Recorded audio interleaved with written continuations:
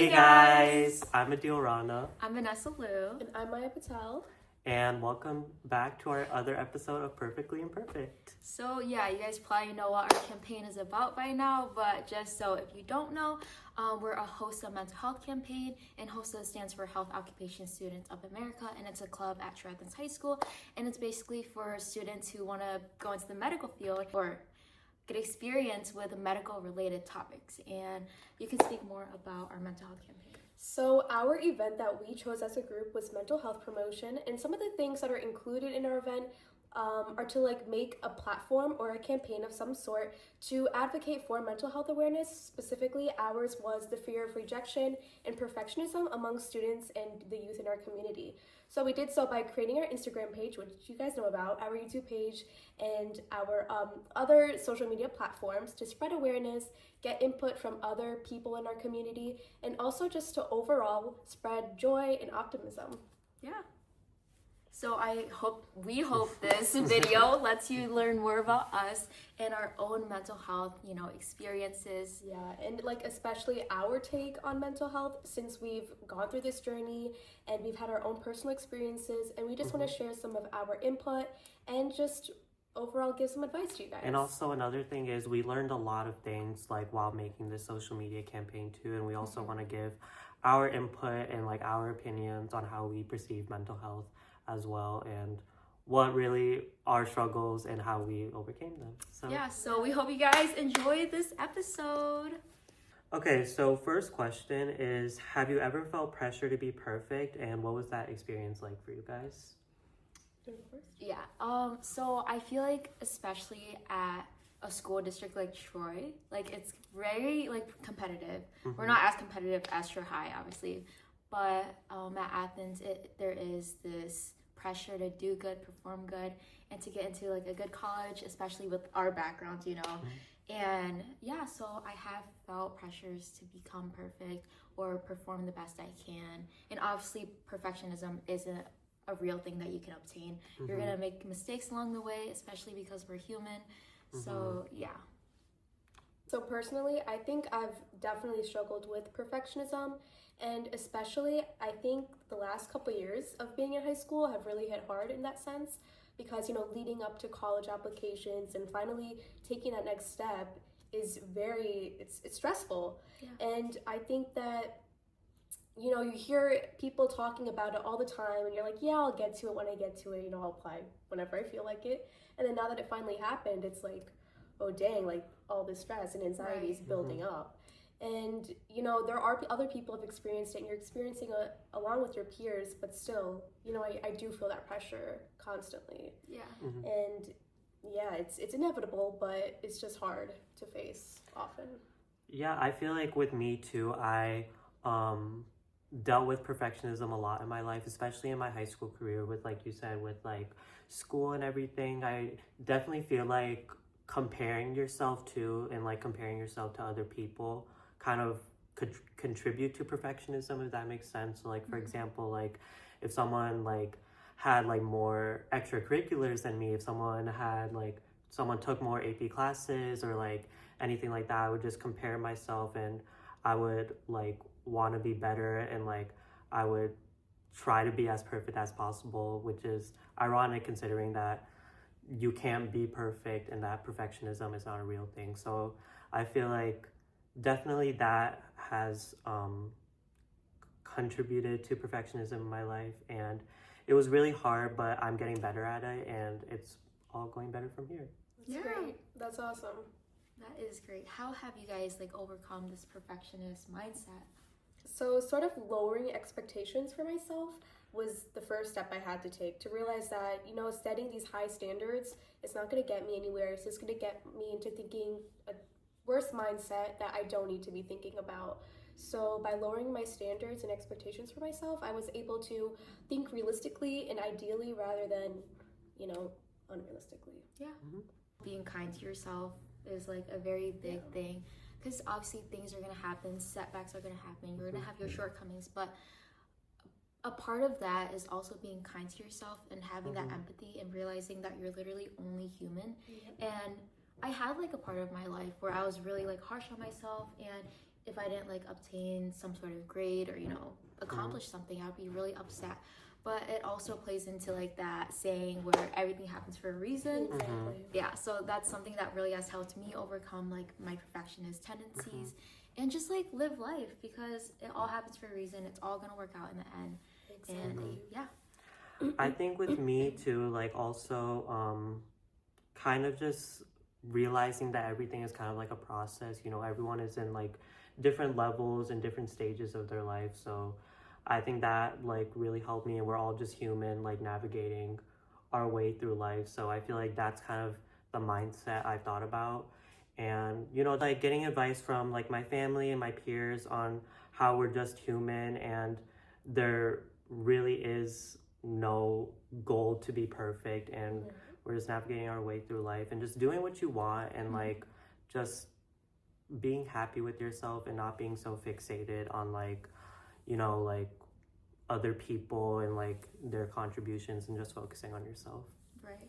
Nice, yeah. Good answer. And the next question is, what do you think are some misconceptions about mental health or perfectionism?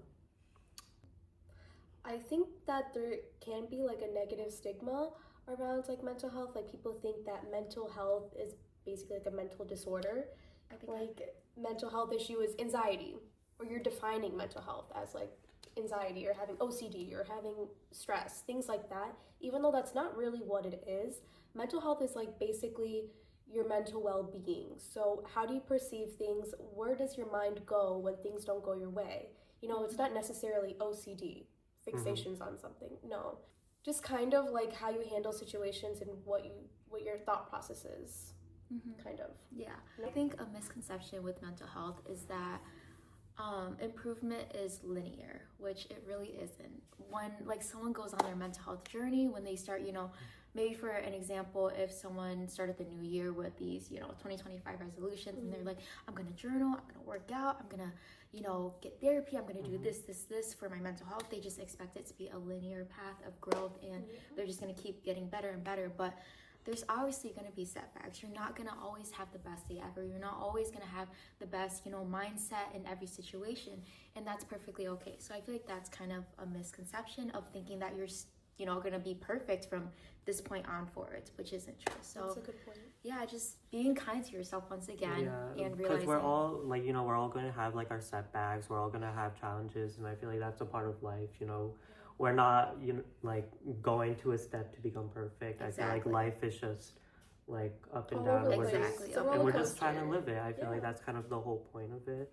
A misconception that I can think of about mental health is, I feel like this is pretty unrelated, but the first thing that came to mind was kind of mental health in men too, and mental health in boys. Although mental health like applies to like both genders as well, but I feel like specifically with men, I feel like men tend to hide their emotions, and I feel like that's due to like toxic masculinity and stuff like that.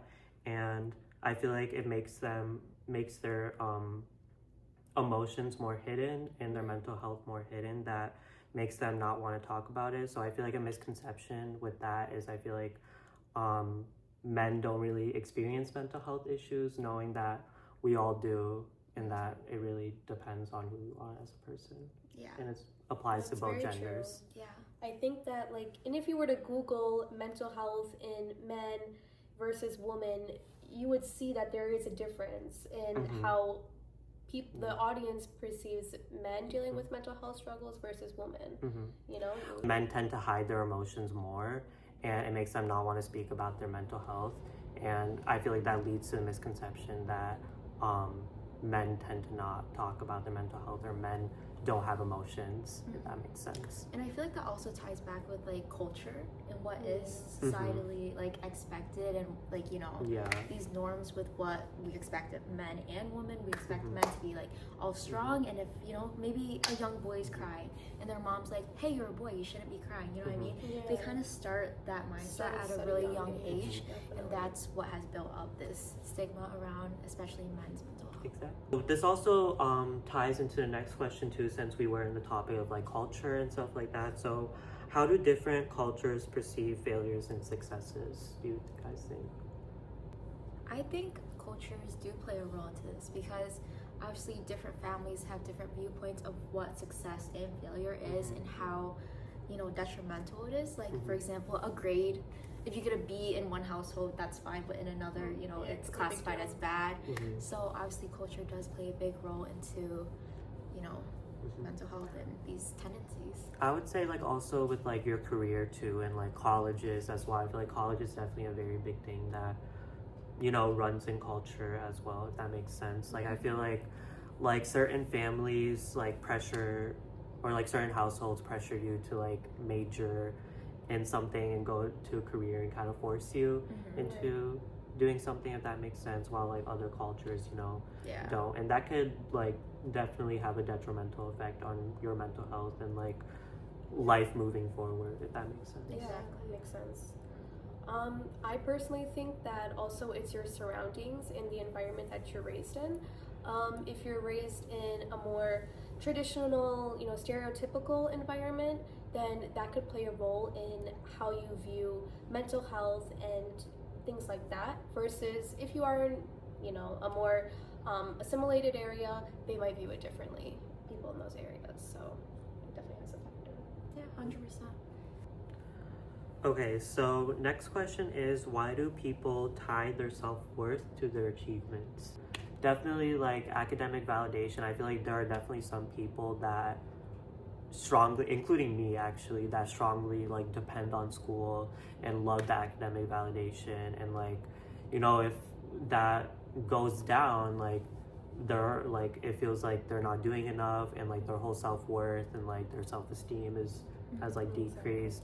So I feel like it can definitely, like, although it is very good to be focusing on school and like your academics and like also your achievements too, like it is good to like recognize those, but I definitely think it can be a toxic cycle of leading into like burnout and like feeling like you're not doing enough, and also comparisons too, like, which I said as well. Yeah, I think everything in moderation. So obviously it's good to like have feelings towards your achievements because that's something you achieved, and if you didn't get something the way you wanted it to, that like feeling of like feeling upset is obviously normal, and that kind of drives you and pushes you to want to be better. So there is obviously like a level of that, and it's perfectly fine to feel, but when you like take that to the extreme of linking like your whole entire identity to your achievements, and that like dictates your self-worth, that's where it becomes unhealthy. And I feel like to combat this, like find other things in your life, find other things that mean something to you, like whether it's a sport or a club, family, just hobbies overall, instead of having your entire identity fixated on your achievements. Have it, branch out to other things in your life. So I would personally say that achievements, everybody takes it differently when they achieve something.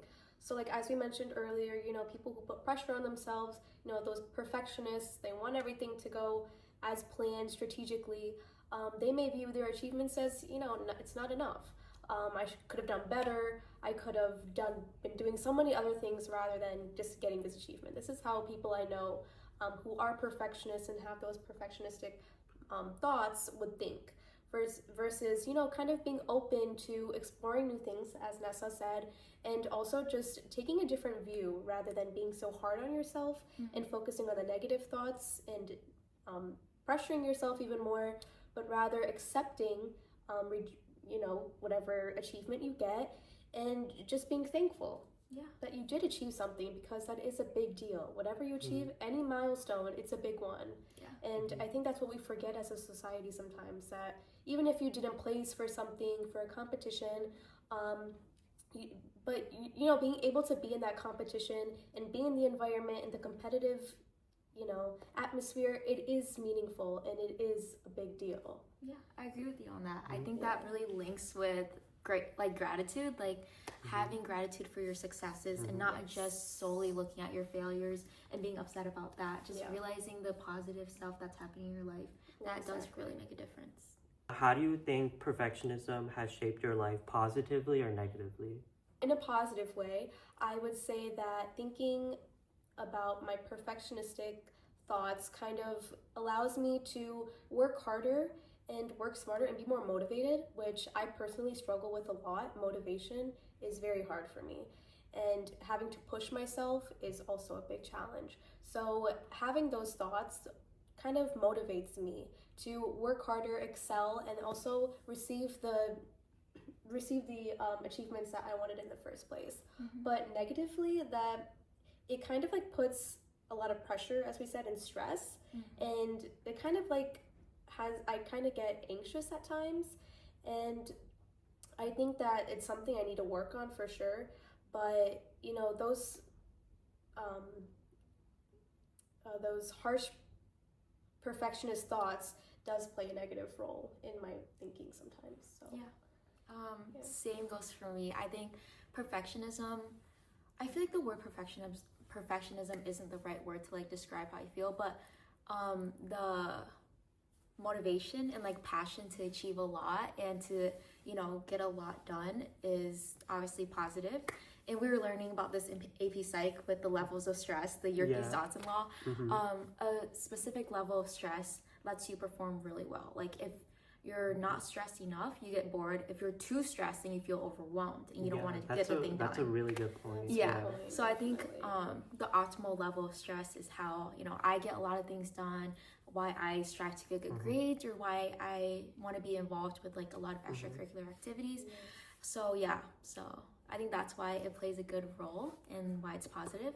But also negatively, it just makes me feel like I used to be like a very bad perfectionist. I feel like I've gotten a lot better as I've grown, but it negatively affected my life when I just didn't achieve what I wanted to achieve. That feeling of failing, that feeling of not doing enough or being enough. Obviously, that's really upsetting. Not getting a good grade, it really upset me, and I would always worry about college apps. How will this look on college? How is this going to look on my transcript, especially as seniors now? And thank God all the college stuff is done. Such a relief. But junior year was really stressful with SATs and AP, APs and just everything. It was a lot. So having those perfectionist tendencies was pretty difficult on my mental health. Definitely. I was gonna just say the exact same thing as they were saying. I definitely think being like having perfectionist thoughts and having stress can be good because it can lead you to work harder. It can lead you to do better in school, like you said with the Yerkes Dodson law that we learned in AP Psych. So I definitely think like it definitely positively shaped my life in order to work hard and to, I guess, do the things that I love more and to be more motivated. But at the same time, it also has negatively shaped my life in a way because like having those higher standards and then like once like, for example, like getting like a good grade and then maybe like next year getting a bad grade and you're feeling like you're not doing enough. So I feel like that also ties into having high standards as well. So I think negatively that also really kind of was a setback, but also kind of also at the same time just realizing that, like I said, life is kind of like up and down. Like there are going to be things that you're going to be good at. There are going to be things that you're not going to be the best at. And I think it takes us a long time, to realize that and process that. But I think as we're getting older, we are realizing that more, and I think that's really important to talk about that. Exactly, and that comes with maturity too. As we're getting older, we're entering adulthood, at least us as seniors are. Yes. And she's 18 right now. Guys, I am 18. That's crazy. Yeah, she's 18.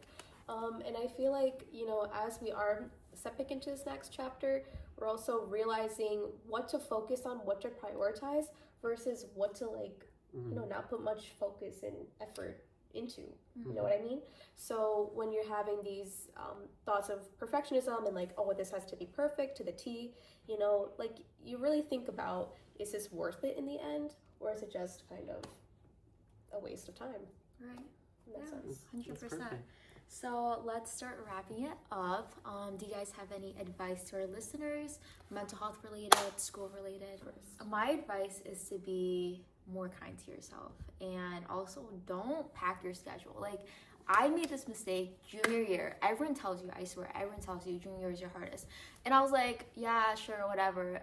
packed my schedules, 4 APs, and my non-APs were like honors, pre-calc, GBVE. So every single class I had was difficult, on top of like a sport and clubs and just everything. I literally packed my schedule morning to night, and I thought I could take it.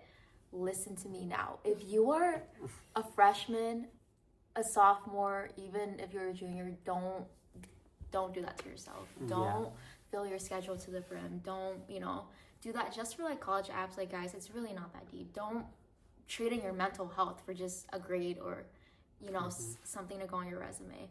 So I think that's my biggest advice.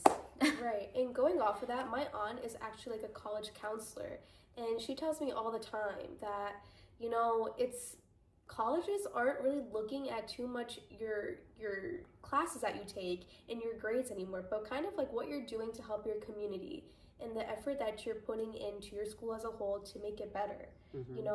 And I feel like this leads into my piece of advice for the younger listeners, is to start focusing on how to help other people. You focus on yourself, of course, that comes first, and you focus on your school, but also make it a goal to try to help somebody else in some ways that they wouldn't even recognize it. You know what I mean? And just to kind of bring out the good in the community and just shed some light and spread positivity and optimism.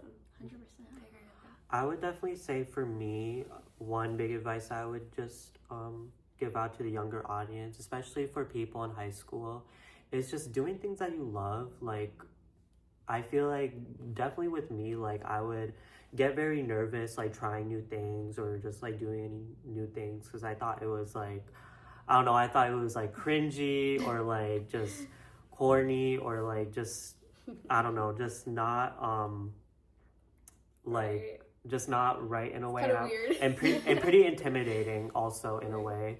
So I would just like, now that I'm getting older and now that I'm like emerging more into an adulthood, I'm just realizing more, like I wish I did the things that I loved. I wish I tried out more things, and like just like not worrying like what other people are going to like think of you, to 100%. like just focusing on yourself and doing the things that you love, I feel like will lead you to have a more happier life, and just not caring what other people have to say about you, if that makes sense. I agree. Yeah. Wow, great advice, you guys. That was really good. That was a good session. I think that now, is a good time to tell everybody a little bit about our goals for the future. So we are going to make more informational posts. I know some people do like that, so there are going to be more informational posts soon. Yeah, we're gonna definitely post some more episodes for our podcast. Adil, Nessa, and I, we're gonna be interviewing some more people soon, so stay on the look for some other podcast episodes. Yes, we want to make more events at school, so more people can be included, a part of our campaign, and obviously face-to-face interactions will make a bigger impact in our mental health awareness. So we hope to, reach more people. Yeah. But anyways, there are many things coming soon, and we are so excited to show you guys them, and we're excited to do them too. We learned so much with this social media campaign, and we are just so grateful to doing this. Like I've always wanted to do this for such a long time. I was like telling them to, I think like maybe earlier in the year, like I wanted to do like a social media page about like a specific topic, and the fact that we're doing it now, I'm so grateful for that. Yeah. So Definitely, and it feels so rewarding. First of all, with my friends, doing this with my friends, doing this like all together with like the people that I love, and like also just like people seeing it too, and like people being impacted by it, and people telling us about their thoughts and opinions on our page. It's very heartfelt, it's warm. Yeah, like we got like a text message on a DM on Instagram, and they were like I really love what you guys do. Like if you guys need help anytime, like please let me know. So and it feels like really nice to feel like we make an impact. So we hope that we are, changing someone's life out there, or just spreading words of encouragement. Thank you guys so much. Thank you guys so much for your support. Love you guys so Thank much. you guys. If you guys have listened this far, and we're like 30 minutes into this, you guys have listened this far, and we appreciate you so much. And make sure you guys follow our Instagram too, and our website. You can guys check out our website and our TikTok. It's all going to be linked down in the bio. At perfectlyimperfect.hosa. Yeah, so thank you guys so much for Have listening. a great rest of your day. We hope our episode was perfectly imperfect. Bye, guys!